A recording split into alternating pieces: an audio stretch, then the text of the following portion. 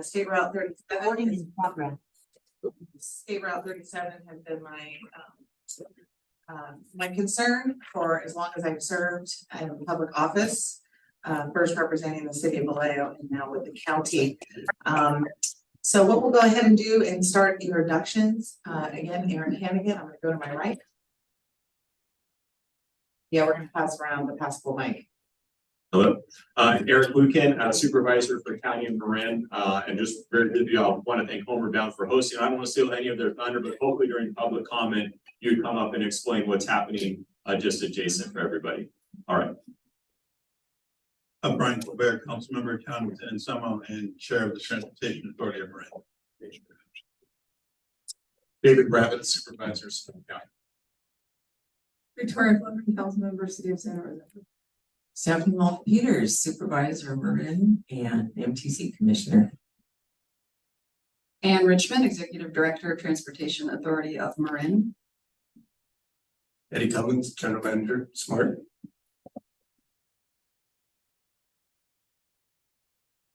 Darrell Hall, executive director of the Sonoma Transportation Authority. Suzanne Smith, executive director, Sonoma County Transportation Authority and Regional Climate Protection. Kate Miller, executive director of Napa Valley Transportation Authority. Leon Garcia, mayor of the city of Marin. Ryan Gregory, Napa County Supervisor. Robert McConnell, mayor, city of Vallejo. Thank you, Mayor. And I'm going to go ahead and have Homeward Bound representatives introduce yourselves and tell us about this wonderful place and all that happens here. Sure. Hi, welcome everybody. Thank you for joining us here today at Homeward Bound of Marin. If you're new to Homeward Bound and you're unfamiliar with our program, we've been in operating since 1974 here in Marin County as Marin County's homeless service agency. We opened our first shelter in San Rafael as a family shelter, and we've grown to over 19 properties throughout Marin. Summer shelters, we have family shelters, veteran shelters, shelters that focus on mental health, and we also have long-term supportive housing. From those shelters, a need grew, and it was identified in the early 2000s that the people in our shelters needed food. And so a culinary and job training program was started. I'm the director of social enterprise. From the culinary and job training programs grew businesses. So this event space that you're sitting in is much more than just a simple event space. Everybody working in the kitchen behind you has been graduated from our program or are currently part of our cohort of trainees, students in there learning how to butcher chickens today. And from there, they've grown into being placed throughout restaurants in the Bay Area and beyond. Some of them wind up working in our programs here for the catering company. And there's also a dog treat production area going right behind you. So a lot happens and a lot has grown from the simple idea of helping to move people out of homelessness. Corey's here with me. She's the development director, and she's going to go ahead and explain what's going on outside in the parking lot. So thank you all for finding parking here. I know it's kind of a challenge, but it's for a good reason. I don't know if you saw the building being developed. It looks like a building now right across the fencing here. But that's why we have a kind of a parking issue for now. We're building veterans housing. That's going to be 24 one-veteran units of housing for veterans who are unhoused in Marin County. And when we open it next spring, hopefully in May or June, it'll end the veteran homelessness in Marin County. We're super proud of this effort and this goal, which is a collaborative effort with the city of Novato, with the county of Marin. And a lot of people in this room have supported that. So thank you and welcome and have a great time today. Great, thank you both. Really appreciate it. You can hand the microphone probably to Carol or. All right, appreciate it. There are great things happening here. For those of you who are in Marin, you know all about it. I came over here with a group from the county looking at Homeward Bound as a solution for our own county. Just wonderful things are going on. So with that, we're going to move on to the opportunities for public comment. Is there anybody in the audience who would like to speak from the public? You have 3 minutes to share on an item that is not currently on our agenda. Not seeing anyone. Drew, do we have anybody online? Do we go online? Yeah, but I'm currently not seeing any members of online public wishing to speak. Thank you, Drew. Appreciate that. All right, so board members, we're moving on to the consent calendar. Hope you've all had a chance to take a look at the minutes from our last meeting. Do we have any motions or changes, adjustments? I'll move consent. Thank you, Stephanie. Anybody else? Second, all right. Any opposition to moving this motion? Seeing none, it passes. And we'll move on to item number 4, the discussion and information items. And we have with us Caltrans. See Bart back there? Are you up? Wake up, Bart. Yeah, I just have a. Yeah, just need to turn it on.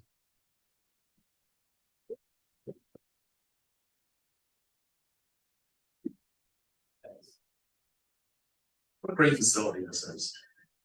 I just have a quick update from the integrated communications team. So our regular communications meetings are happening Wednesdays at 11 o'clock. We got a new member just this past month from the CNRA, Tony Anderson. So agencies are well represented there, looking at our communications opportunities and challenges. Want to thank Mare McConnell for being a regular attendee. So the city of Vallejo has been represented there as well. And we recently announced that the State Route 37 full closures that were going to be taking place in October have been postponed. We're going to be rescheduling them for the fall so we can do a little bit more outreach and kind of work on the right dates for when we're going to do this work. We're also reaching out to the city of Vallejo to look at a couple of other hotspots that we might want to take care of while we're doing this work, just so that that whole eastern side of the route is looking good when we do this. Moving on to public meetings, we just had our hybrid meeting for the flood reduction project on September 21st. Kind of like this meeting, a little trouble with the mic at the beginning, but then it went on pretty well. Staff handled questions well and referred people on to other materials online. We did have a little bit of confusion over the tolling issue. There were a couple of questions on that for this project, which didn't have tolling in it. So we were able to refer those folks on to MTC for more information. And then in dealing with that in the future, we are going to be developing a corridor-wide communications plan. And so the first draft of that we're looking at completing at the end of October. In our integrated communications team meeting, we will be sharing out the different elements of outreach and engagement that we'll be looking at to reduce risk and maximize opportunity. And again, we're looking at October for having the first draft of that. Continuing on, tours. We actually conducted 2 tours with this policy committee on August 23rd and September 7th. And as a result of those tours, we're going to be working on a virtual tour. So I met with MTC's Mark Jones yesterday. We sort of planned out a video project that will allow people to go on the tour themselves and kind of see what the different elements of State Route 37 are. And Chair Hannigan, let's get our kayak out and show them what public access is all about. But we're going to make this tight. We're going to try and get it into like 6 or 7 minutes so that people will actually watch it all the way through. And it'll kind of dovetail into the work that Mark Jones has already done. That's been very good that we've been using at our public outreach meetings and on our tours. That's it for tours right now. We are looking at developing a legislative tour for 2024. And so we're going to watch how our projects move down the line and kind of develop our narrative for that particular tour, or our ask, as Daryl might say. But we're not going to be doing we don't have any tours planned for the rest of the year as it starts to get into the winter months. So that's the basic update for the communications team. One other element though is we do have our subcommittee has a subcommittee on visualization. And Joaquin Pedron has done some excellent work on these 360 tours you might have seen in some of the public meetings. So something to consider for this meeting if you want to see some of the visuals. With that, any questions on communications? Great, Bart. Thank you for the update. Yeah, everybody at the table. I don't see anybody looking for questions, but I do want to thank you and everybody that was involved in putting the tours together.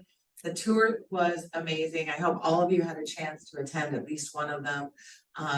I really appreciated having the boots on the ground, having the people at each of the stops who were very informational about what was happening in those locations, what's happened in the past, what can happen in the future, how we can solve a lot of potential issues going forward with the ultimate project for State Route 37. And so I'm glad you're taking that on the road, if you will.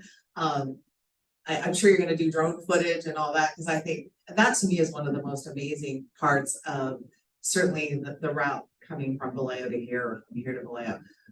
Just how beautiful and diverse it is off of State Route 37. You know, we heard from, I guess, a naturalist or environmentalist, can't remember the title, but they talked about how on this side of the road, how brown the vegetation is, and until you get to where the river comes through, the little creek comes through. And you just never know, like, why does that happen? And they answer those questions, and why it should be happening, and how we can solve those problems. So appreciate that you're doing that part. Thank you so much for expanding it. I think it's a great tool, obviously, for informing the public and certainly informing legislators we are going to be asking for more financial funding. So appreciate that. It's good to understand what's happening. All right, thank you. Thank you. Okay, this is kind of weird, so sorry about the feedback. And We're working on it. what? We're trying to find the staff to Okay. work on that. All right, then we'll move on to Baylands Restoration and Jessica Davenport. Hello, I am trying to start my video. Can you all hear me? Yes, we can hear you. Okay, great. Maybe you don't need my video. It says the host has stopped it, so that's fine. Let me share my slides with you, and please bear with me. I have a new computer. Let's see.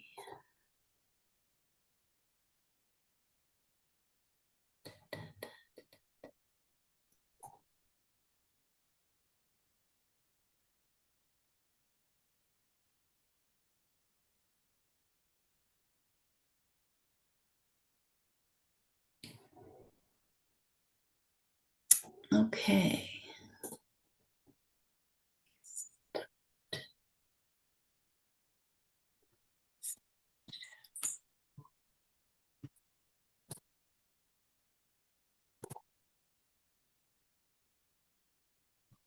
Okay, are you seeing my slide in the full screen? No, we lost it.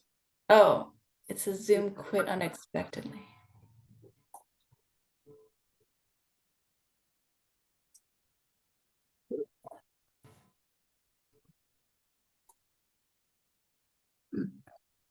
Okay, is that working now? Yeah, that works, Jessica. And I've also made it so you can turn your video on too. Okay, well, I'm not gonna mess with that right now because I'm wanting to make sure I don't crash again. So it might be just too much for the internet connection. So anyway, good morning, everyone, and thank you so much for the opportunity to present to you. I'm Jessica Davenport, Deputy Program Manager with the State Coastal Conservancy, representing the State Route 37 Baylands Group.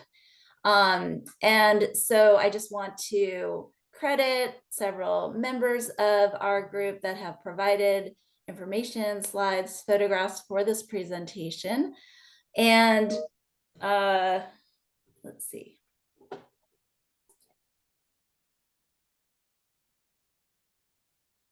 So today I will be sharing our progress to date in developing habitat restoration strategies and projects in the San Pablo Baylands. And I would also like to discuss some ways we can work together to create greater climate resilience across the San Pablo Baylands landscape. And I'm so glad that you enjoyed your tours and got to see a lot of these areas firsthand.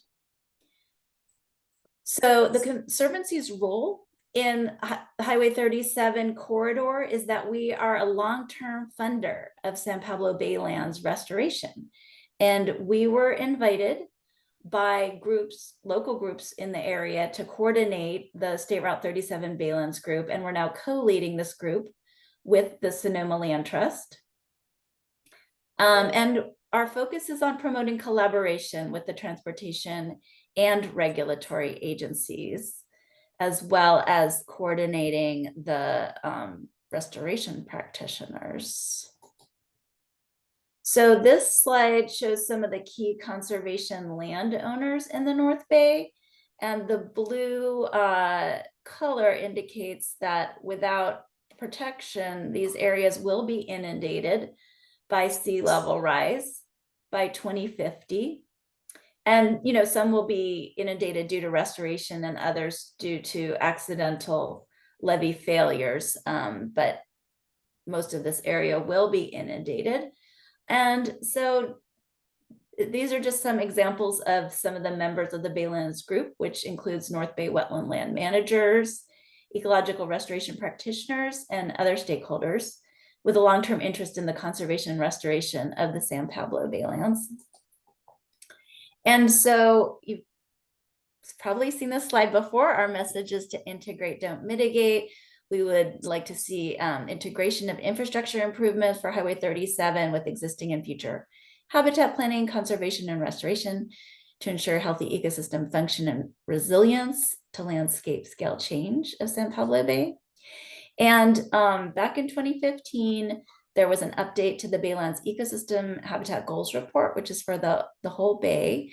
And it has some specific guidance for different areas. And for this area, it recommends elevating Highway 37 to allow for the full passage of sediment, water, and wildlife, which we were happy to see was taken up by the Planning and Environmental Linkages Study document, the PEL. And then just as a reminder, why we do this work, this area is very important. Highway 37 crosses marshes and ponds that support millions of waterfowl, stopping to rest and forage before continuing their journey on the Pacific Flyway. And that's a migratory corridor that extends from the Arctic tundra to South American wetlands. So we're just one stop on their journey. Of course, there are plenty of fish and wildlife that live here year round, but it's also really important for these migratory species. And then, of course, we have our endemic species that are threatened or endangered or on the verge of being threatened or endangered. We've got the California Ridgeways rail, the black rail, and the salt marsh harvest mouse, and they're all dependent on having tidal marshes. So the Baylands group came together and had 3 major goals, which were to create and promote adoption of our guiding principles, creating an ecological landscape vision for Baylands habitat restoration, and influencing transportation and public access planning. So our guiding principles were integrated into various documents throughout the last 6 years or so. And they focus on improving ecological connectivity, you know, making sure we're using the latest sea level rise data, planning corridor wide, not just in segments, leaving options open for future restoration, minimizing financial impacts to low-income commuters, and including multimodal transportation, because as you all know, the SMART train is an important piece of the puzzle here, as well as recreational opportunities. So as far as developing a landscape vision, we've made quite a bit of progress over the last several years. This was our initial map, just a very high level conceptual idea that the blue lines showing how water flows down through across, or actually under Highway 37 where it can, to the bay, and that there is sediment inputs with the brown, and basically there's green areas that are already restored, and there's other yellow areas in planning for restoration. And the green arrows show where wildlife needs to connect across the highway, and where the gray shows where there's opportunities for greater connectivity among the wetlands. And so based on this very high level conceptual diagram, our partners have gone on to develop much more detailed strategies for each watershed. So Sonoma Creek Baylands, Petaluma River Baylands, and now the Novato Creek Baylands strategy is just starting, although it builds on a previous Novato Creek Baylands vision. So there's a lot of thought about how to link up all of these different parcels, different landowners into a cohesive vision that will really help the species that we care about and also provide opportunities for people to connect to nature in these areas. So as far as restoration projects that are active right now, I'm going to talk about a few of them today in the context of those watershed strategies. I'll be running through them as we go, so I won't take too long to talk about them here. But before we get into those watershed level strategies, I just want to talk about some of the projects that have been developed specifically as the transportation projects, Highway 37 segments have been planned. So as you all have been hearing about periodically, the Strip Marsh East Enhancement Project is integrated with the Sears Point to Mare Island Improvement Project for the highway. And this is courtesy of the Water Board. This is their slide. I know they've been working really closely with you all to develop this. And this marsh, as you can see, there's a dark area as well as a light area. The light area is where the marsh is dying off because the water isn't draining properly. So, you know, it gets very dried out and has dust storms because that vegetation has died. And then when it floods, there's no vegetation that comes out of the water. It's just poorly drained. And without that vegetation, you don't have the ability to stop, slow down the waves and break the waves. So there's been a proposal to dig a channel through this area that's not draining well so that it can drain better, and that would help the marsh be able to regrow its vegetation and serve as a protection for the road. And then moving on to the Sonoma Creek Baylands strategy. So that was completed in 2020, and it combines habitat restoration, climate resilience, public access guidelines, and recommendations for Highway 37 and the Smart Rail. This was funded by the San Francisco Bay Restoration Authority, among others, and implemented by Sonoma Land Trust and other partners. And now we're able to move forward with actually the Conservancy is funding restoration planning for 6,000 acres of those parcels. So this larger area is the whole planning area you see in purple, and then within that, those colored parcels are being planned as a unit. So this is very exciting that we're able to plan so much all at once and not have to wait and plan parcel by parcel, and then it will all be restored together as much as possible. And then just to give you a little more background on this area, it's currently flood prone farmland and managed wetlands. And as it is managed now, they do have levees, but they often get overtopped or breached, and then this area can be flooded for weeks or sometimes months at a time. And these challenges will just get worse as sea level rises. So these landowners are all very willing to engage in restoration. We've got the Skaggs Island parcels of the U.S. Fish and Wildlife Service, Camp 4 recently acquired by Sonoma Land Trust, as well as the Hoodaman wetlands that are owned by the Sonoma County Sanitation District. So they're currently managed wetlands, but it would be a lot easier if they were tidal, wouldn't have to keep maintaining those levees, and it would be better for the overall ecology of the area as well. So these are just some of the partners. The Wildlife Conservation Board and the State Coastal Conservancy are each providing roughly half of $6.5 million in project funding to Ducks Unlimited to lead this team in developing the designs and getting ready to build this huge restoration.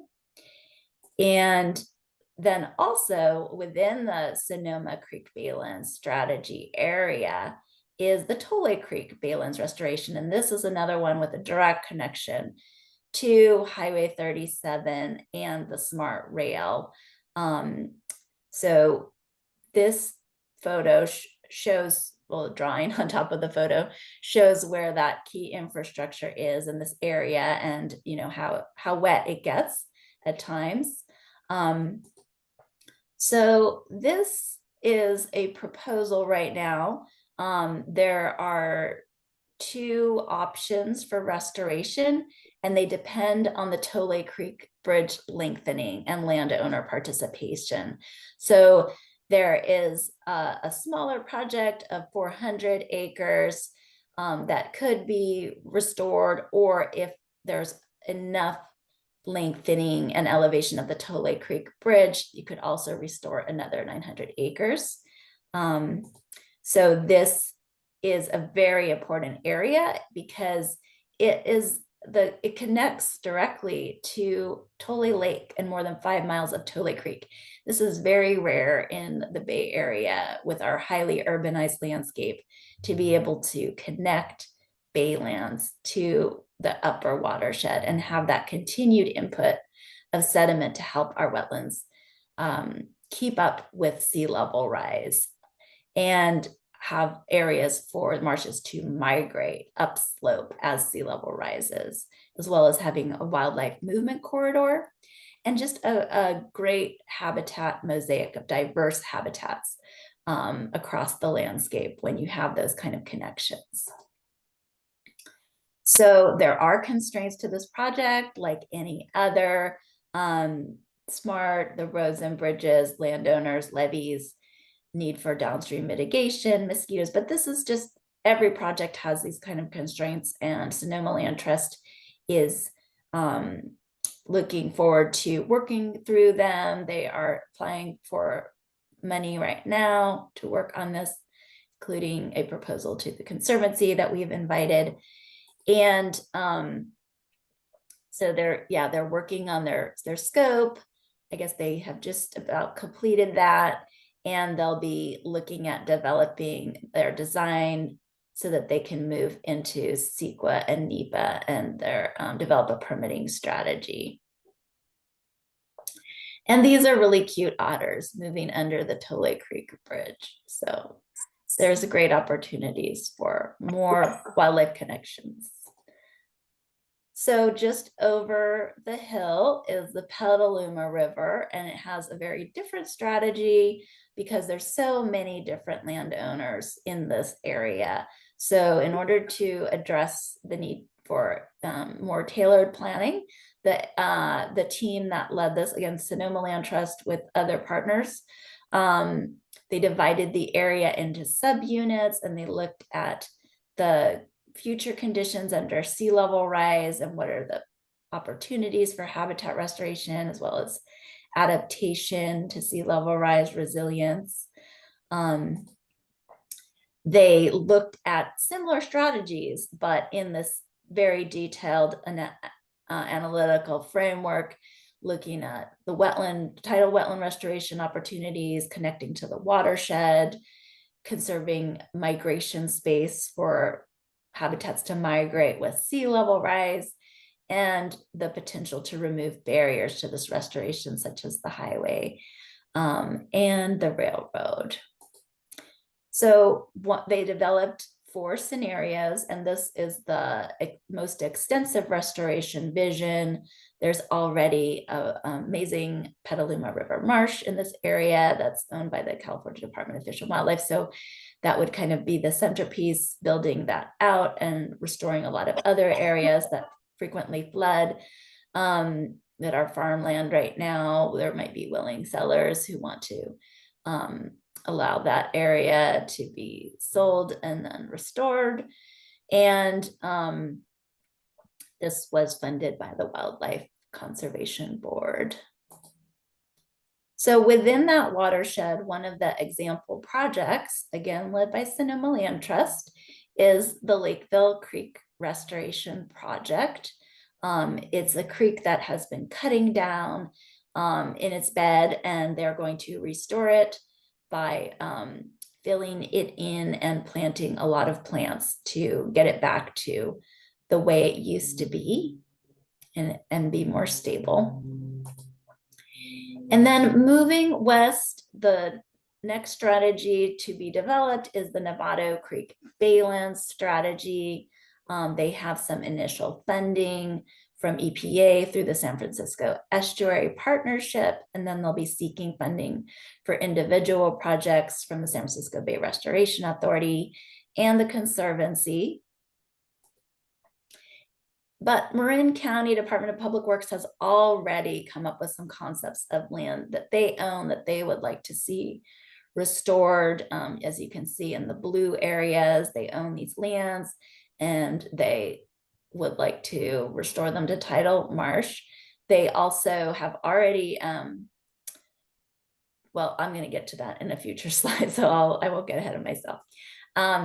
Then the Conservancy, we ourselves actually own some land in the Novato Creek Baylands. We call it the Novato Baylands. And what's still to be restored is the Marin Keys Unit 5. So we are partnering with the Army Corps on that. Just to orient you, so within Novato, you probably have hopefully been to the Hamilton Wetlands that was restored several years ago. It's got really nice walking trails. There's different habitats, seasonal wetlands and tidal wetlands. Lots of birds and other fish and wildlife use that area. And then to the north, there's the Marin Keys Unit 5, as well as a State Lands Commission parcel that we're currently working on planning for restoration. So we did complete phase 1 by building a very long, well, 2-mile setback levee, very shallowly sloping, very stable, so that we can restore the area bayward of that to tidal marsh, and the area behind it will be other types of habitats. And we are partnering with the Army Corps to get dredged material brought to the site. That was what was done at Hamilton to bring up the elevation, because the area has subsided, and bring up the elevation so that tidal marsh can form more quickly. The Conservancy Board did authorize $20 million for the state's cost share last year, and we have a 25% cost share. So it's expensive, but it's cost effective because the Army Corps will be providing the remainder of the share of the cost. So another project in the Novato Creek Baylands is the Deer Island Basin Tidal Restoration, and that is located just upstream along Novato Creek. There are some flood control basins over there, but there's an opportunity for it also to become tidal, even though you think, oh, it's so far inland, but actually the tides go up that far and it can be restored to tidal marsh. So within this area, it would the goals are to restore floodplain and tidal connectivity. And that would enable us to preserve and improve habitat conditions for those special status species I mentioned earlier that need salt marshes, and also contribute to the long-term flood control goals and sea level rise resiliency for the whole area. So the current phase is called bird ponds. One of the ponds is called Duck's-bill and the other is called Heron's Beak, just based on their shape. And they will initially be restored 77 acres of tidal marsh and open water, as well as some transition zone habitat, and 5,500 feet of ecotone levee. Right behind this is a stormwater detention basin. So that has been funded by this planning work for this project has been funded by the San Francisco Bay Restoration Authority. And the goal is to eventually restore the whole basin. That's going to take a little more time. So since this authorization by the Restoration Authority of $630,000, they have completed their 50% design and CEQA, And they're going to apply for funds to continue this project. Next week, their application is due, and they'll get their final designs and permits expected early next year, and then implementation the following year. And in the meantime, they'll be negotiating to get a new pipeline terminus in for the Novato sand treated wastewater, so that they won't have to build a big levee to protect that pipeline. So the opportunities for collaboration, we've already talked about Strip Marsh East and Tole Creek bridge lengthening, but also the Novato Creek Baylands strategy. Caltrans and MTC are invited to participate in that. And the North Bay Baylands Regional Conservation Investment Strategy, which is led by MTC in partnership with San Francisco Estuary Partnership and involvement of several Baylands Group members. It will be completed soon, and under that strategy, Sonoma Land Trust is leading an effort to develop a model mitigation credit agreement. So just a little more about this strategy. It will develop this very large landscape scale conservation vision based on focal species and natural communities. So kind of similar to what the Baylands Group members have been doing at the watershed scale, but the difference is that this is focused on focal species because it is intended to provide mitigation for special status species when impacts occur within this area. And so it identifies key conservation areas and strategies that are consistent with the California Department of Wildlife, Fish and Wildlife Strategy guidelines. Oops. And also it can facilitate implementation of conservation actions as compensatory and advanced mitigation for the Highway 37 corridor program. So thank you, and I welcome your questions.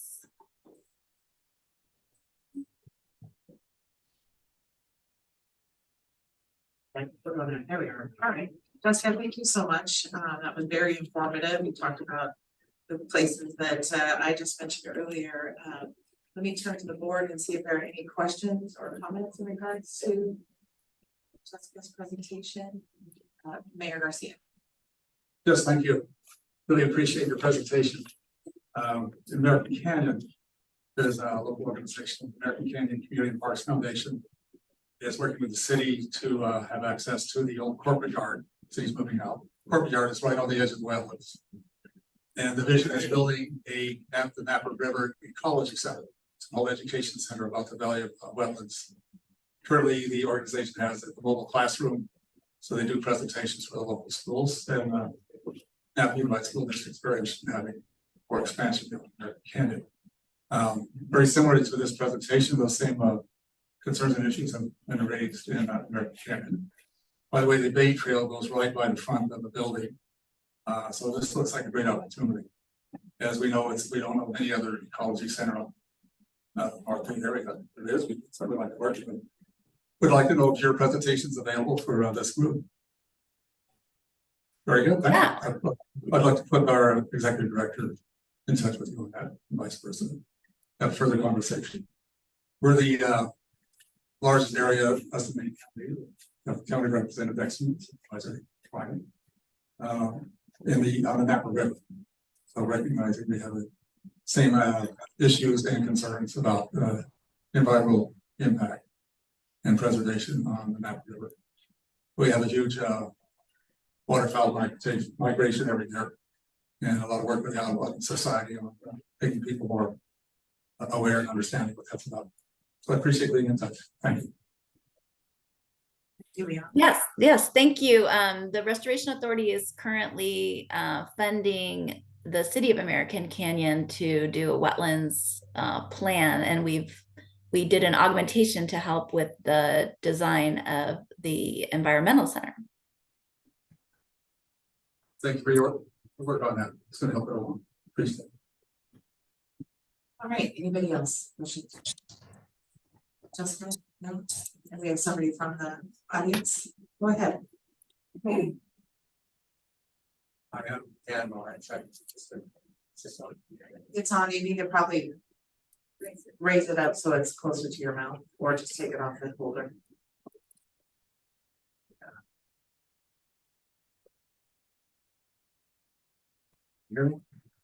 Yes. Hard thing to say, but I think you guys are using the wrong numbers. The numbers that Jessica's working with sound like the numbers that are coming from NOAA, understandably. But NOAA isn't keeping up with sea level rise. Glaciologists are looking at glaciers all over the place going, they're failing. And that voice is getting louder and louder. Yesterday, I think it was in the Science, was a chart showing how drastically much less sea ice than its surrounding Antarctic glaciers. This ice has been working to prevent on land glaciers from melting because of sort of barricades and cools the seawater temperature around Antarctica. And it's not there anymore. There's like every time you turn around, there's another thing happening. There was another glacier. So the big one in this has always been the Thwaites Glacier. Years and years ago, people realized it was there. It's the size of the Florida outlet. It also seems to be looking back even larger device that will probably just flow with Thwaites when it falls in water. So you read the NOAA report, it's dated in 2022, but you go to the reference section, and you go through all of where they got their information. It's hard to find anything that's newer than 2017. Why it's happening. It's happening more and more rapidly now. As and you know, it continues to accelerate. A couple months ago, there was an accident that happened. There was a sea line, sea upton. This transponder that just got lost and happened to wander around another one of these glaciers. And everybody was assuming it was safe. Not gonna break off contributed sea level. Can you relate what you're saying to what we're talking about with State Route 37? We understand sea level rise. I think we understand when the water is going to rise. But it's gonna rise a lot more. A lot quicker. Quicker. So, ice behind it is 10 feet. Then it's 2 feet. And when this starts happening, it's going to raise water levels and accelerate the process in a domino effect. Planning for 10 to 12 inches as snow rates protecting is a complete disaster. Thank you. Thank you for your comments. Yes, sorry. I just want to thank you. Sorry, I'm limited on my picture.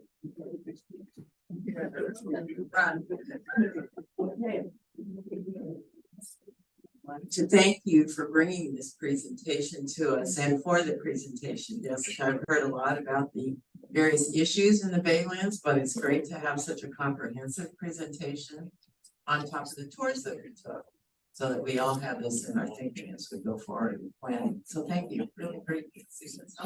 Appreciate it. Any other public comments? Jessica's presentation. Jessica, thank you so much. And just a reminder that I represent the North Bay on the San Francisco Bay Restoration Authority. So I'd love to have conversations with you about any comments you have or projects that you're working on in the North Bay. And encourage as many people as possible to submit projects to the next round of funding. And I can't let this opportunity go by. Thank you. Appreciate that. All right, then, any other questions? Do we have that? Yes. I have 3 members of the public who wish to speak on this item. So we'll let them know that you have 3 minutes to speak on this topic. you could be concise and clear about it relating to State Route 37, that would be even better. Where'd that go? Oof. Oh, apologies. Alrighty.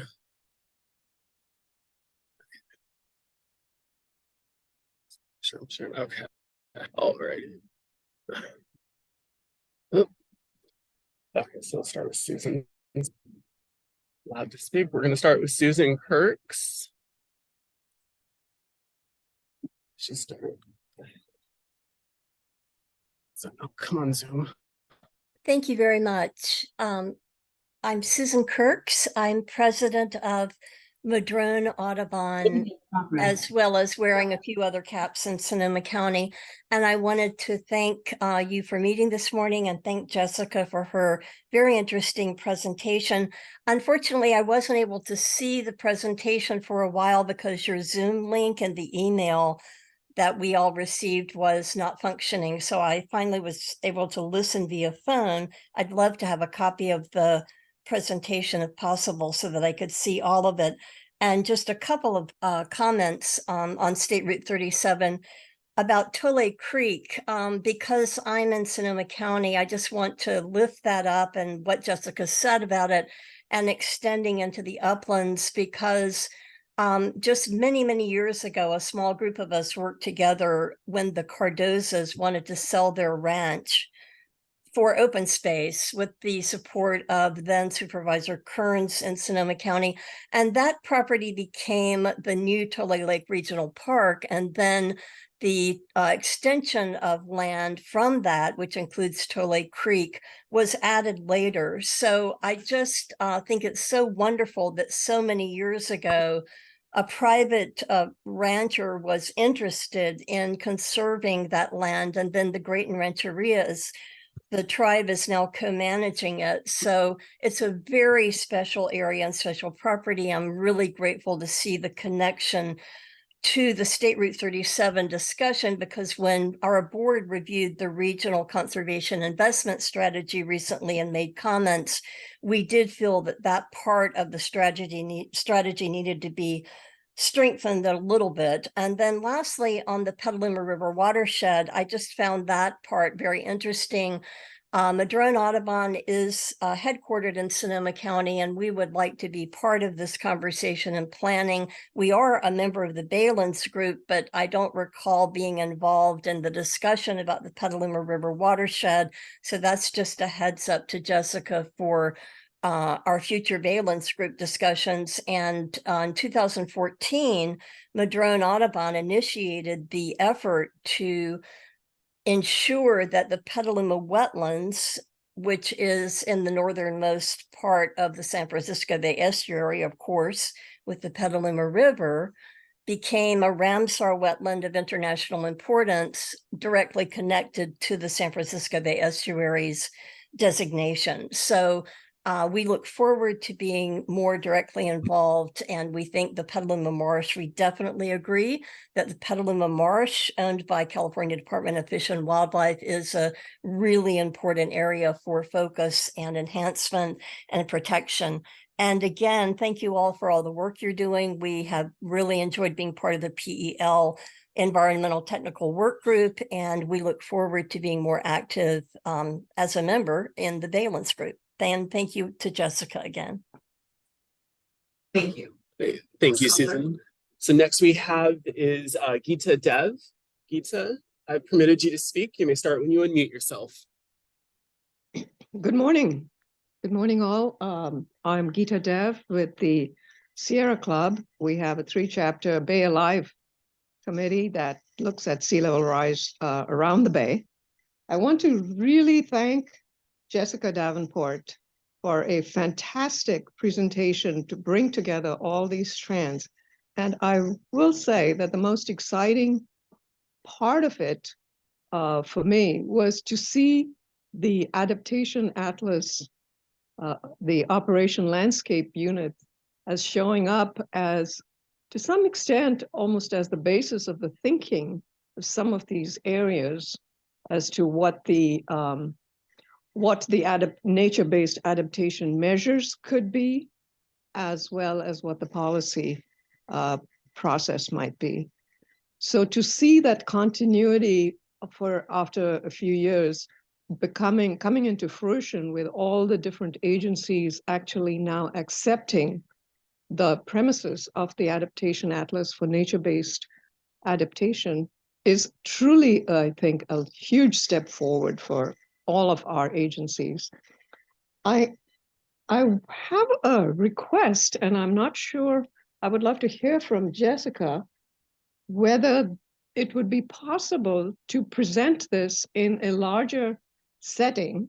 And the reason I bring it up is one of the things that we have taken on ourselves as Sierra Club is really to educate policy makers and decision makers around the Bay about some of this thinking, which is sometimes so far from their day-to-day decision making. And I'm wondering, about 2 years ago, we put on a webinar on nature-based adaptation, in which we invited policymakers and decision makers all around the Bay, and many people did attend. We had, over 100 people attending, and a lot of them were staff members. So I would just ask Jessica Davenport if it might be possible to take what your group is doing and publicize it in a larger forum so that we can start to get the word out to more people around the Bay as to how planning on a larger scale than on a local scale. I mean, right now there are two great efforts going on: BCDC's regional shoreline adaptation guidelines and MTC's PCA refresh program. And these trying to look at things more regionally, since land use is so local. So I would really appreciate the opportunity for us to publicize this much more. Thank you all for all the great work. All right, And the next thank call. you. Next we have is Tom Conlon. Tom, I've permitted you to speak. You may start when you unmute yourself. Thank you, Chair Hannigan, members of the committee and staff and public. I'm pleased to comment here today on this this excellent presentation. I appreciate Ms. Davenport's going through all of the obvious hard work that's gone into this restoration planning and now indeed beginning implementation in some areas. I live in Sonoma Valley. I'm commenting as a individual, but I want to say I do support the comments of the two previous public speakers, Ms. Kirks and Ms. Dev from Sierra Club, and from Madrone and from Sierra Club. However, I want to be sure I understand the scope of the investment strategy. I'm trying to make sense of this because this is the first time I've really looked at this broad strategy throughout the region. I believe early in your presentation, Ms. Davenport, you presented an initial inundation forecast map of what was, where the water is predicted to rise. And there's also a line in one of your maps of where the historic shoreline was. And it looks to me as if in the Tole Creek area, directly east of Sears Point, there is one segment of property that was historically underwater, has been reclaimed, generations back, but is still projected to be not restored to its original wetlands condition. I'm speaking of that property just to the east of Sears Point. And I'm just, as a member of the public, I'm just trying to figure out if there are good landscape management and habitat restoration reasons for why that, I think it's labeled Tubbs Island in some portion of the mapping. I'm trying to understand if that's because there are good reasons for it, or if it's simply because the chairman of the Coastal Conservancy is a business partner of one of those property owners. So if you can answer that question, I'd appreciate it. Thank you. That was clever. Good job. All right. Thank you for the comments. And with that, we're gonna move on the agenda. Seeing that there are no additional comments. So Jeanette, you're up next with the near term Sears Point to Mare Island.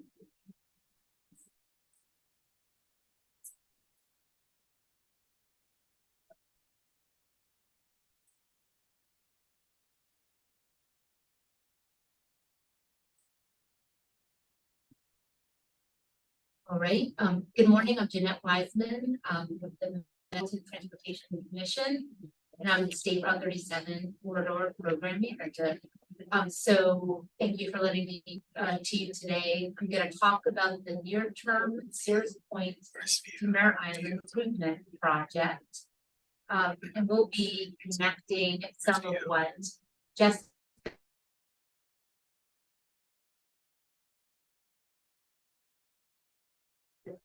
recording in progress. So just a brief summary, you all know it, but this is the project that goes from just west of State Route 121 on 37 and extends over to the east end of Mare Island. The project addresses severe congestion through the removal of the existing lane drop. It does this by introducing an HOV lane as the second lane in each direction. There will be tolling to help with congestion management moving forward, as well as addressing VMT requirements, the reduction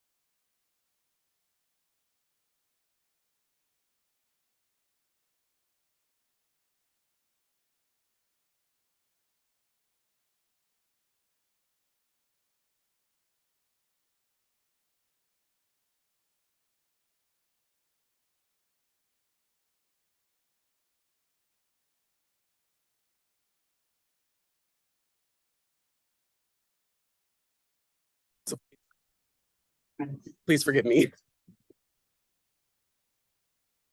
Okay, I think we should be good now. all right. Okay, we're good. Yeah.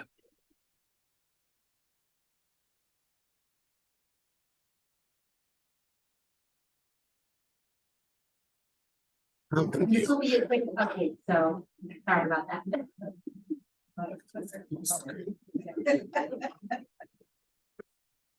Next slide, when you guys are ready. But the next slide is ecological enhancement. Here we go. And so to the right is that long rectangular box is the strip marsh east enhancement. So I just want to share with you guys, what is that integration? What are we doing right now to address that and move it forward?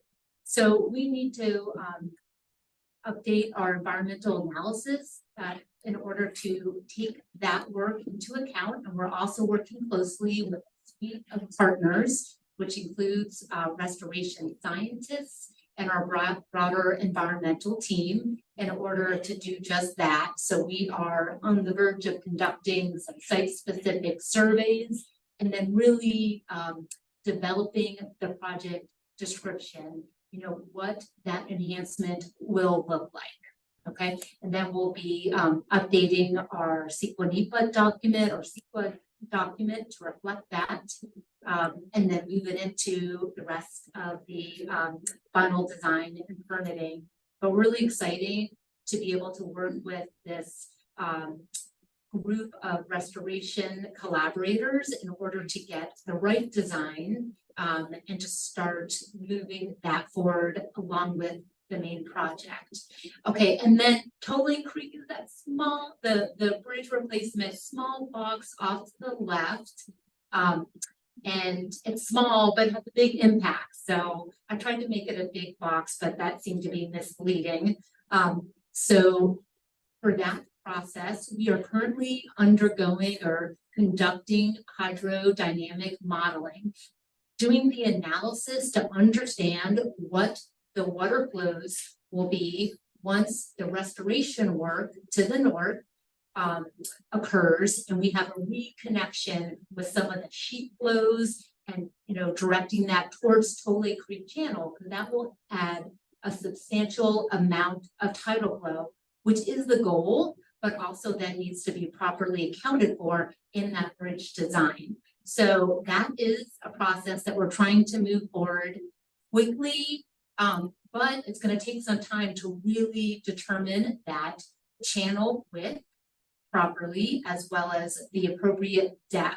And that is going to help us design the bridge so it will enable both the restoration work to proceed, as well as to account for sea level rise in the near term over the next couple of decades. And we are looking at the state's updated sea level rise guidance, which for your information, we're anticipating to be approved in December of this year. So we're following that closely. And then also looking at things like high tide, storm surge on top of that. So there's going to be some work in iterative design and collaboration. It's not super easy, but we know it's important, so we're doing that. So I think I'll leave that there, but that's also going to be an update, both in terms of the preliminary design and our environmental analysis.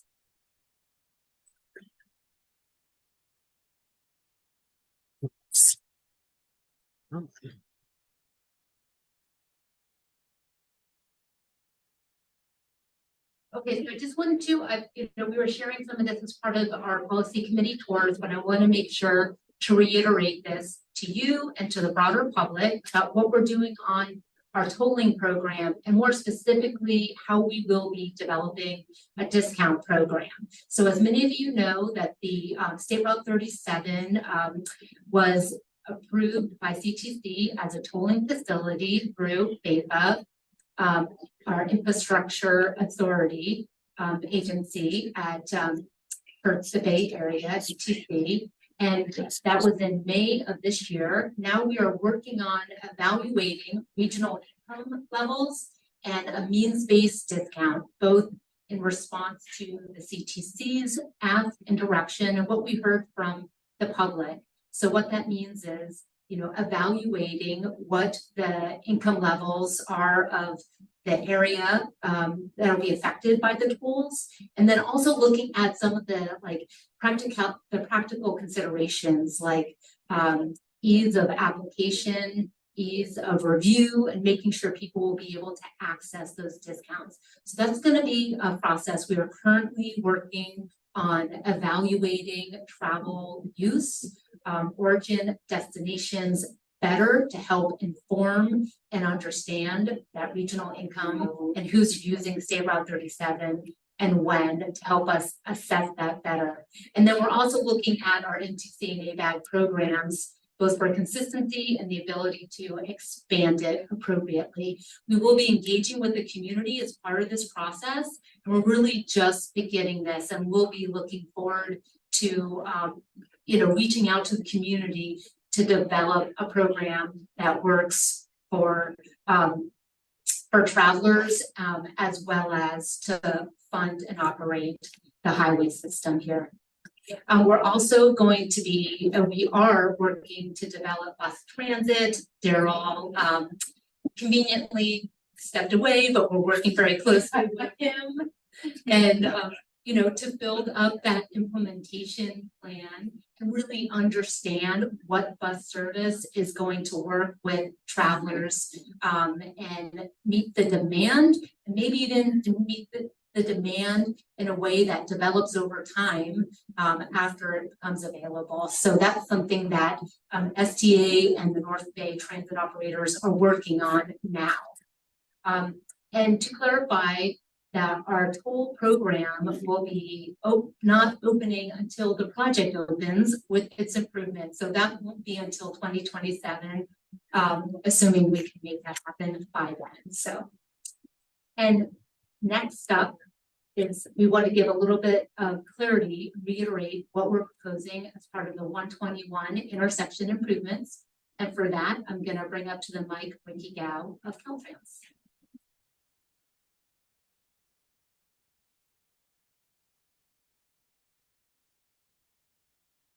Thank you, Jeanette. Good morning, everyone. Policy committee members and the public. My name is Ricky Gao. I'm the division chief for project management covering all North Bay counties from Caltrans. So I'm going to give an update on the Route 37 121 intersection improvements. As Jeanette mentioned earlier in the slides, that the environmental document of Sears Point to Mare Island improvement project was approved in February or finalized in February 2023.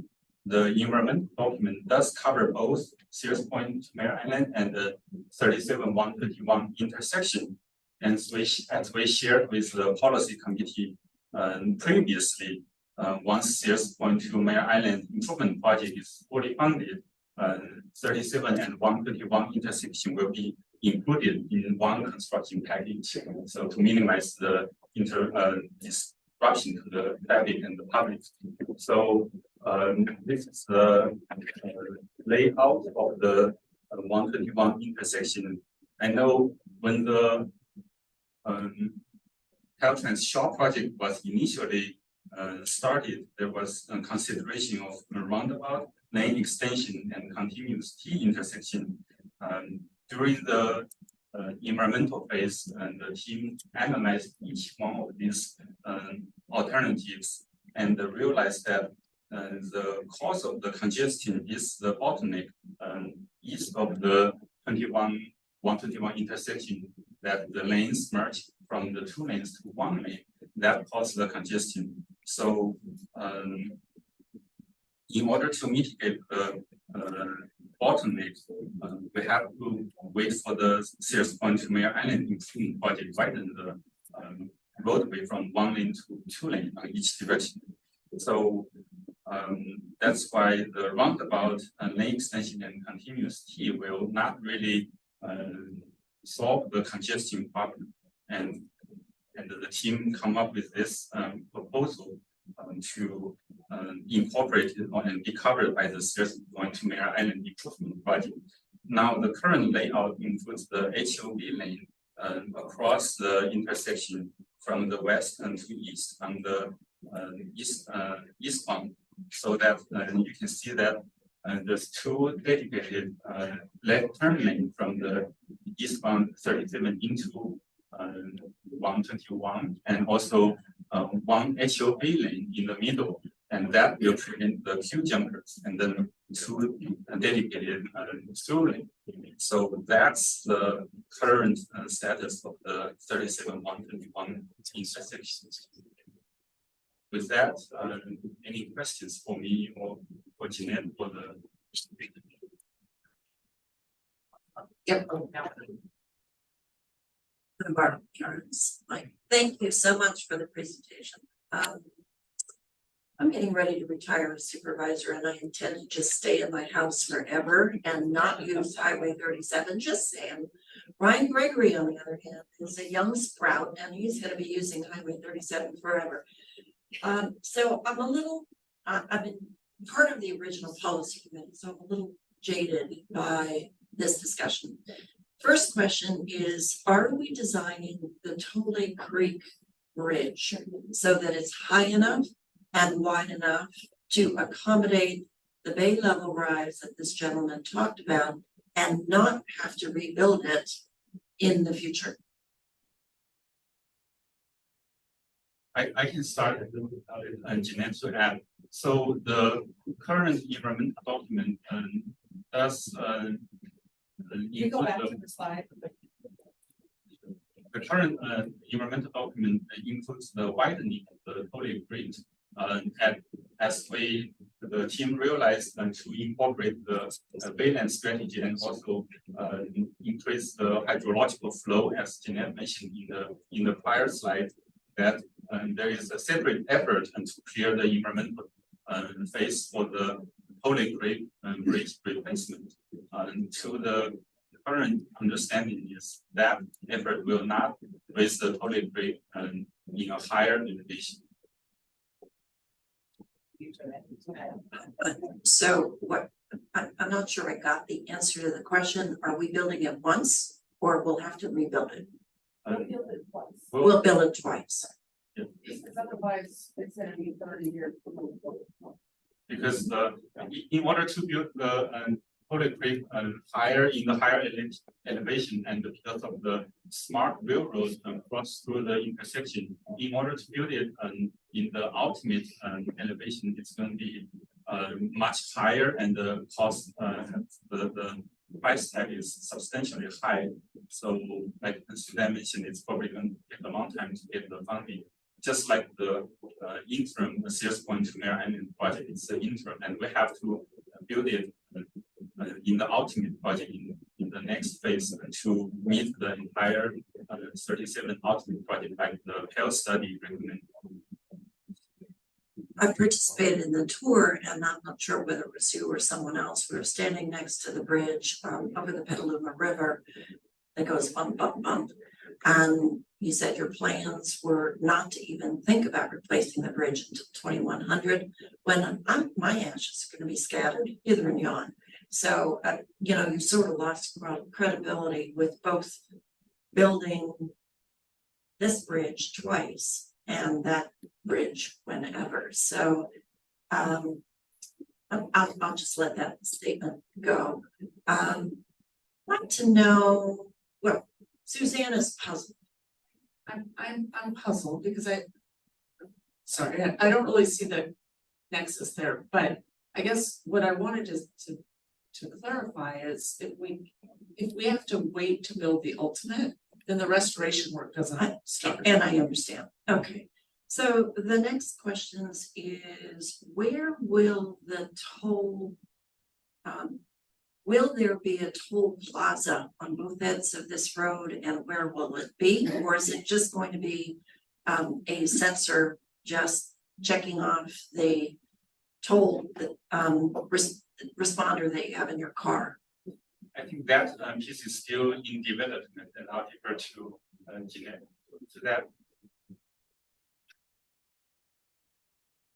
Right, so I think the first part of the question was, would there be toll gantries on both sides of the road throughout State Route 37? At this point, we're looking at just part of this, the Sears Point to Mare Island project, and then the ultimate corridor toll gantry placements are to be determined. So that is part of future evaluation consideration, and we have some technical studies that need to be done to inform those decisions to understand how the toll gantries will affect travel movement. That's really critical so that we don't unintentionally inundate adjacent roadways. In terms of how they will utilize the toll, it will likely be a similar system as to what we're utilizing elsewhere in the Bay Area system. That's the intention, is to have consistency, make it easy for people to travel throughout the Bay Area and have the same norm and expectations. Thank you. I appreciate that. That's the technical question. And as I represent Sonoma Valley, Ryan represents Napa County. We're going to have a lot of folks using 121 going through the roundabout that took probably 20 years to get underway in construction. Yay! Thank you, Suzanne and Caltrans. That actually may happen this year. We'll see. And another 15 years for another roundabout. And we won't have the ability to widen any of the other roads that people are going to use to bypass the toll section. So I think Aaron's conversation from the very beginning is how are we going to really calculate the tolls so that many disadvantaged folks commuting low wage jobs in all of the counties will be able to afford the tolls. But I think more importantly, we're going to have a lot of folks in their pickup trucks not going to be using transit and not going to be carpool when delivering goods and services.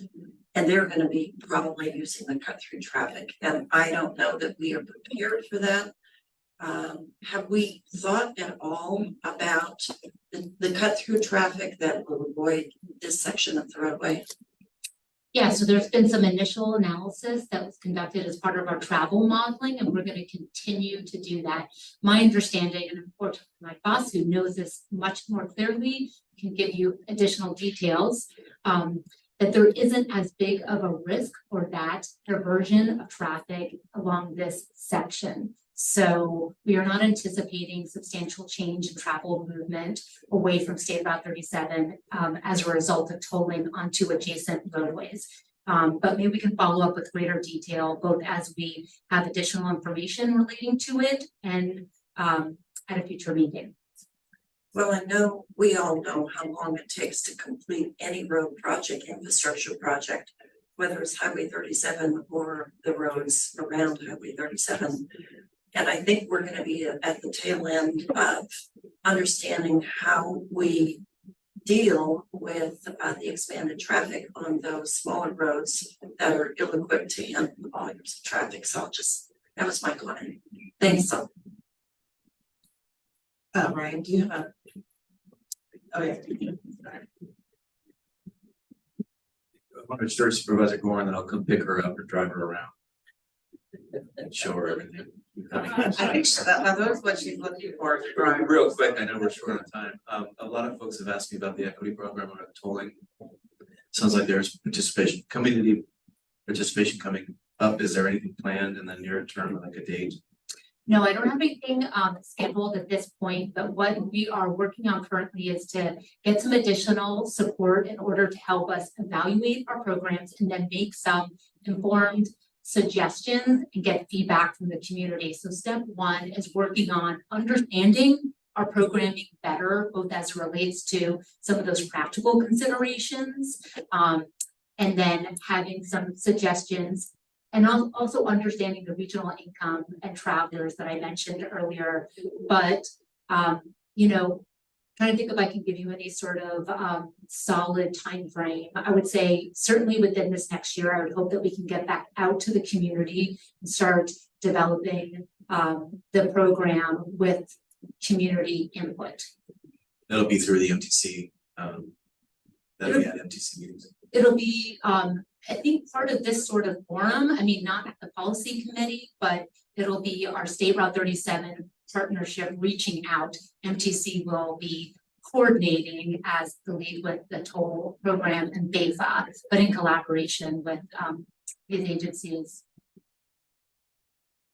Before we go on to other questions, I just wanted to add on to that. I received the draft of the letter that's going to be coming to our committee in regards to tolling and how the concern that right as soon as you get out of Vallejo, right as soon as you're right there at the edges of Solano County trying to go somewhere else, when you're going west, you're charged a toll. And it happens again here. And the question being, with improvements happening all along the SR 37 corridor, why does Vallejo / Solano County / Napa County always get hit with the tolls right when you start versus having it occur either at either end? Or, you know, I don't know what that looks like. I'm not the expert in the field, but I think that is something to look at, because it automatically costs us money.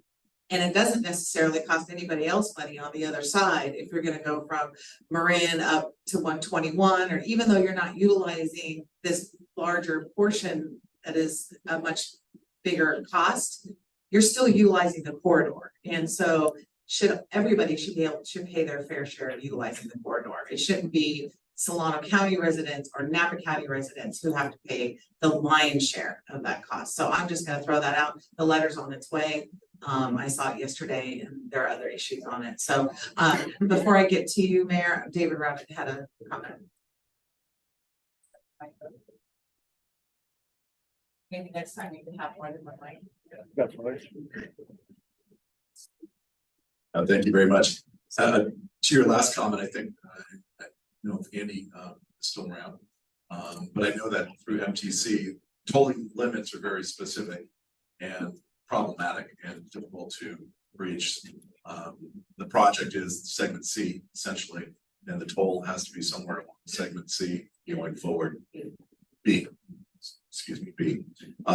So that was talked about at MTC, I know, as were the means-based fares and tolling. And you know, without a toll, there is no project. I think we all know that. And without a toll, the people that are stuck and degrading their quality of life by being stuck in traffic for as long as they are still going to be stuck in traffic. And the same thing is said as the conversation earlier with the interim project, which versus the long term. I think we would all love to just let's go launch into the ultimate project. But it's $10 billion or whatever the number is going to be. And it would be lovely if our congressman can deliver that dollars and get the thing built going forward, but that's not the case. And I am, count me in as one of those that actually uses those back roads because I won't go on Highway 37 for Petaluma if I'm going east because I'll go up on 121 because there's less congestion. So I think to the point that you're going to actually push traffic elsewhere, it really needs to, once Highway 37 can flow freely, I think it'll actually accommodate many more cars going forward. So lots of interesting issues that we're dealing with, but the same ones that we've been talking about from day one. And it really, right now, and it doesn't affect me as much as it affects certainly those that are over in Vallejo who need to commute going forward. And it's always going to be those that are, you know, tradespeople who have to take their truck, a van or whatever it may be. They have no choice. They're not going to do public transit. And that's just the reality. And as we push service workers further and further away, it also circles back to all of our housing issues that we are suffering with in the North Bay and throughout California as well. Thank you. All right, we have other comments. Deputy, did you want to run across the board here? So I'm going to ask if you can keep them brief and concise. It's 11, it's past 11 o'clock now, I believe, almost 11. We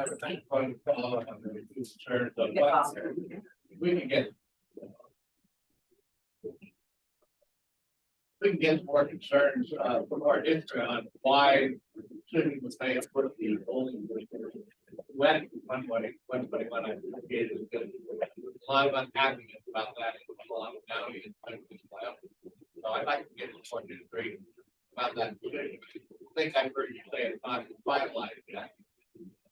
So you're gonna hear finalized on that. Secondly, on the meeting, if you have not done so, please contact the United States Trustee's Office of the Federal Department of Justice. We work with that means that every single day in the federal court. And I think you'll see complex, complicated, and adversarial and can actually be done. Yeah.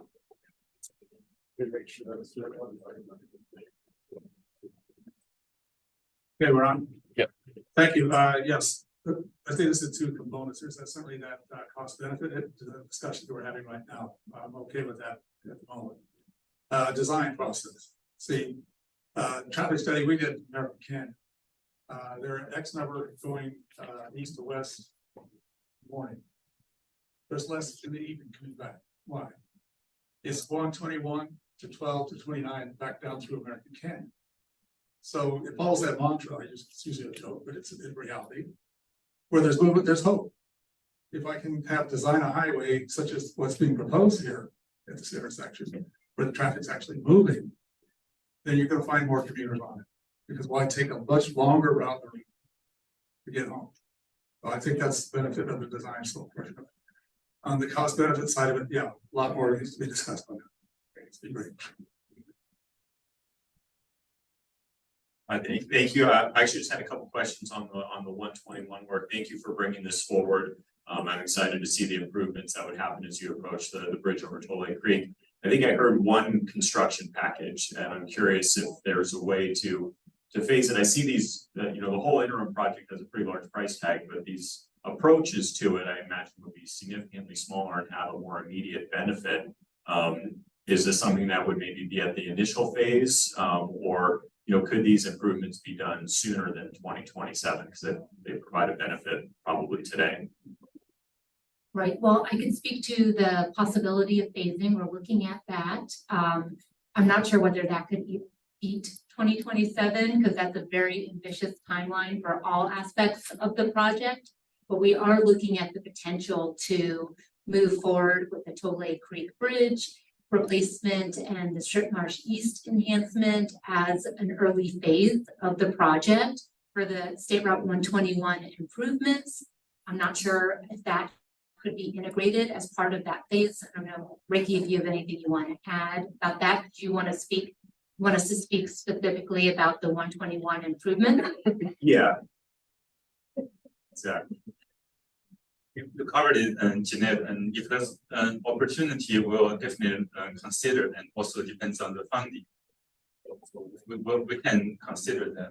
Okay, and then there was also a mention made to the primary congestion at that intersection being lane merge from 2 to 1, not necessarily the other issues you have at 121 with a lighted intersection and coming up over a hill and a left turn lane and all that. What was the study that concluded that maybe ruled out the continuous T or some of the other intersection flow improvements? We did the traffic modeling through the projected construction year, and also I think many years beyond that, and to analyze the traffic flow in different alternatives, and that's how we conclude that. Is that available online, or maybe was that? Can I get a copy of that? We can share that. That'd be great. Thank you. Any other questions from board members? All right, we'll go to the public. We are short on time, so I ask you to be short and concise. Less than a minute would be fabulous. And if you've already heard your issue, we heard you. Yeah, Steve Bertolov with the Transportation Land Use Coalition. And you've all received the letter that we submitted to Caltrans asking for dollar amounts, the difference between doing one bridge and doing the bridge over again. What's the difference between doing it at the current level and then the cost of doing it just once at the upper level? The other issue that I think we need to pay attention to is that we don't need to wait until we've done all 9 miles of the road widening. If you do 2 miles at one end and let traffic coming from Mare Island go through Diamond Lanes, you give preference to all of the HOVs and buses very, very soon. That can be an immediate project. So I hope we'll take a close look at that one. Thank you. Thank you. Anybody else from the public? Drew, anybody online? No member. Oh, Tom Conlon. Tom, I've permitted you to speak. You may start when you unmute yourself.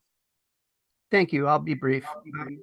I also support those transportation land use questions, and I'm just trying to understand the why the ultimate project over Novato Creek is feasible and fundable now, but similarly looking at more ultimate solutions in the rest of the corridor is not on the table. I'd like to see that cost analysis if in fact it's there. And it just doesn't make sense to me that, we would be doing all of this to expedite restoration. We'd be willing to spend a lot more money to expedite restoration. And that's my understanding of what Ms. Smith's comment was in response to Goran's good questions. So those are my comments for now. Thank you. Thank you, Tom. Appreciate you paying attention here. Okay. All right, with that, we're gonna move Chair, on. there was another one. There was one more from Kate Powers. Kate, I permitted you to speak. You may start when you unmute yourself. Thank you. The last comment just brought to mind that for me, I also don't understand why there can't be a replacement bridge like the Novato Creek Bridge to the 35-foot height, and using the transition bridges of some design to be put in. And in terms of the restorations would not be able to happen should we not advance in the way that it's planned now. The restorations wouldn't be needed if the length of Highway 37 from 121 to Mare Island were accelerated towards the causeway solution. So the restorations as planned now would be a completely different need anyway. Thank you. Thank you, Thank you Kate. for your comments. No other members wishing to speak. Chair Hannigan. No more. No more? No more. Oh, I thought you said one. Oh, no, sorry. Sorry, okay. All right, and now we get to hear from Ricky Gal. He's our last presenter on the long-term flood reduction project. Sure. Thank you, Chair. And good morning, everyone again. Ricky Gal again. I'm going to give a brief update on the flood reduction project status. So this is for the 37 between US 101 and the other Avenue first long-term ultimate project for the flood reduction. Caltrans circulated the draft environmental document on August 25th, and the commenting period will be in November 8th, which is coming Sunday. The public meeting was held in Novato on September 21st.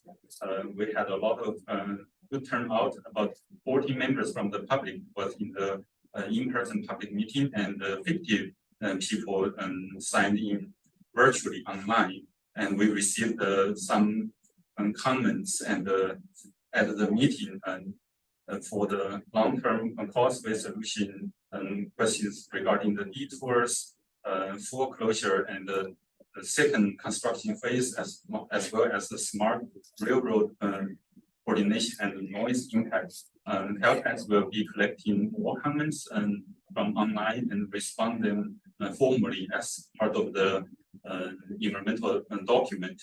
And the plan is to finish the environmental phase by the end of this year, and finish the design by June 2026 in 2026. So that's my update for the flood reduction project.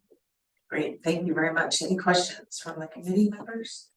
Seeing none, Yeah, Ricky, thank you so much for the form you put together. The one comment that I heard that came from 3 different individuals that I found kind of interesting is what would happen to the existing roadway. We know this is a replacement, but there was still that question that was out there when the new bridge goes into place. So just a comment to maybe when it gets presented to reiterate that, or just remind members of the public if they have that question. But could you also just clarify for the record today what would happen to the existing bridge? Sure, Supervisor. So for the existing roadway, after we build the causeway or the bridge, the existing roadway, we are considered to remove and increase the wildlife connectivity and the hydrological connectivity. Right. Very nice. Sorry. Drew, how are we doing over there? No hands up. Oh, one hand virtually up. Do we have anybody here in the okay, first? We'll take our in-person speaker first.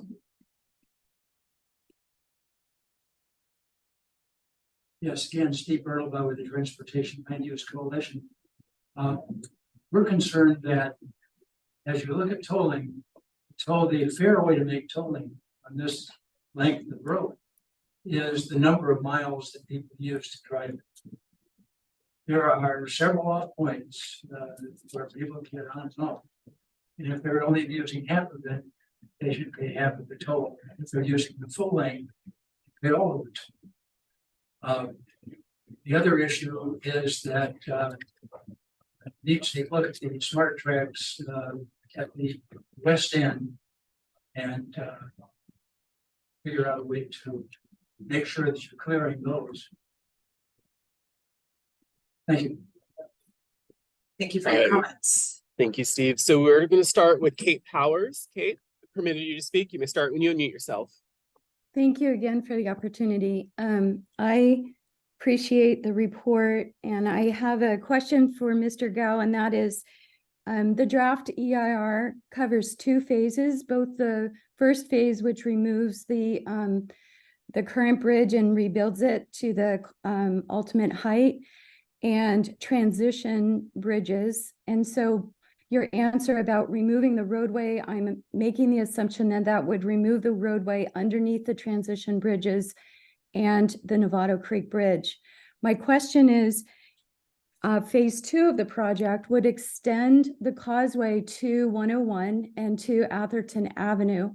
Would the roadway, is the plan in the draft EIR to remove the roadway all the way to 101 to Atherton Avenue as part of this draft environmental impact review? Is that the design plan? Thank you.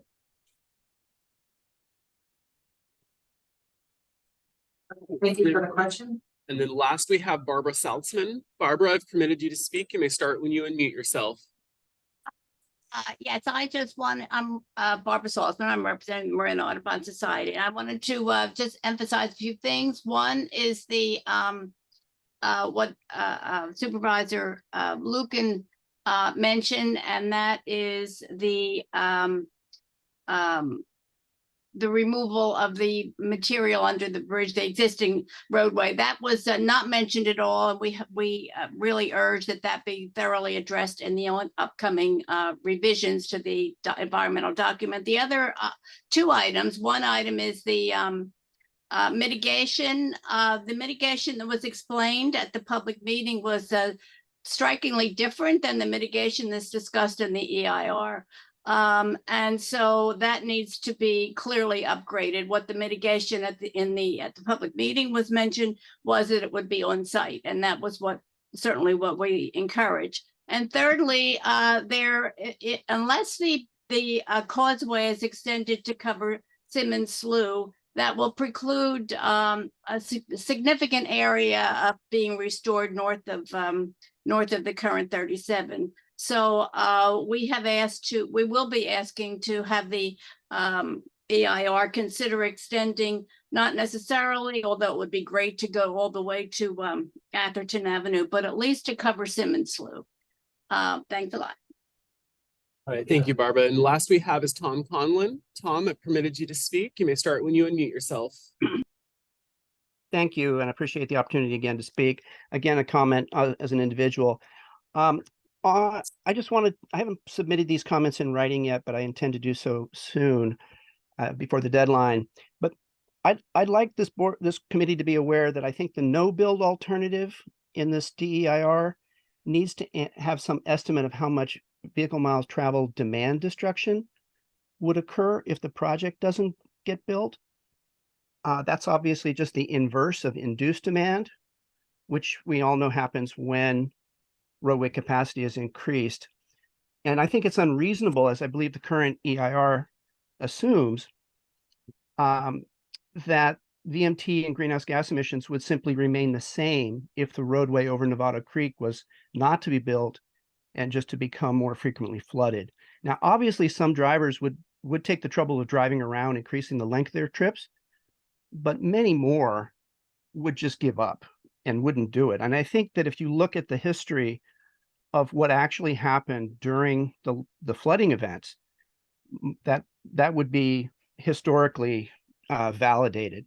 So I do think that that's a substantial issue that needs to be built into this EIR, and I do intend to make that comment in writing. Thank you for consideration. All right, thank you, Tom. Chair Hannigan, I don't see any other members of the public wishing to speak on this item. Thank you, Drew. Appreciate that. Okay, we are down to committee member comments, and I will look around to my committee members and see if there are any. I do have one, and Bart, I'm glad you're still here. My question has to do with where is the best place for the public to access the agendas past agendas, future agendas, current agendas, photos, presentations. I feel like there's a hole, and I know there isn't one because I found it. And I want you to talk about it. Okay, yeah, so we kind of have a tandem approach to this online. We have got our Caltrans State Route 37 website that's got all the project information on it. And we work with Drew's team on Resilient 37 for kind of a backup. And then occasionally we have challenges with ADA compliant visuals. And so in Caltrans, we have to like get those converted. That takes a little bit of time. So Resilient 37 has been excellent at being able to get that information up quickly so that the public can have it. I'm wondering if Caltrans holds it and everybody else links to it, or I don't know what the solution is there, but it seems to me that you know, people in Solano County may or may not go to Caltrans, but they would go to, I would hate to ever send them to the Solano County website. It's in the process of being redone. It's absolutely horrific, but it's gonna be beautiful and functional too. But maybe it's, you know, so that all the transportation authorities can have a link. I don't know, just a thought in terms of communications. Right. Well, Chair Hannigan, that's why we have an integrated communications team. Exactly. And so we I'm gonna give that to you. okay. Tell us next time. We will continue to develop. All right, thank you. Appreciate that. And then I'll look to committee members again. Nobody? Okay, staff, any updates? No, seeing none. All right. There's a listing of future topics. I did get there is a comment in front of me. I don't think it's in front of everybody else, but it's from Rick Coates that was concerned about rail planning listed as a future topic. Just to know there's a lot of information and a lot of work being done around rail planning. So it isn't like, should we do it or should we not do it? It's much more advanced conversation than that. So I want to let everybody know that. And then we're going to adjourn in our future meeting. It's to be determined. So hopefully while Susan's still with us. All right, with that, everybody drive safely.